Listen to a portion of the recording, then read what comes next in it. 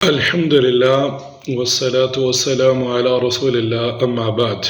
ایمان اور اللہ کی راہ میں لڑنا اور اس کے بعد سب سے افضل عمل حج ہے۔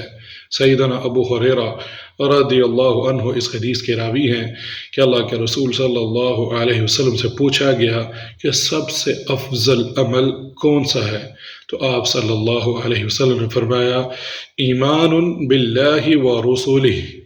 قیل ثم ماذا؟ قال جہاد فی سبیل اللہ۔ قیل ثم ماذا؟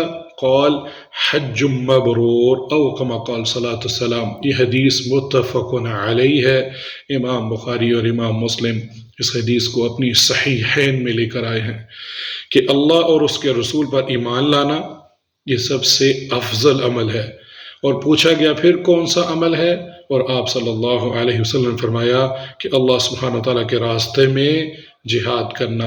اور پھر پوچھا گیا پھر کون سا عمل ہے، تو آپ صلی اللہ علیہ وسلم نے فرمایا حج مبرور، وہ حج جس میں نہ کوئی لڑائی نہ جھگڑا نہ ہی کوئی فحش کوئی بات کی گئی ہو، تو وہ شخص ایسے ہے جیسے حج مبرور، یعنی گناہوں سے پاک ہو کر واپس آیا ہے۔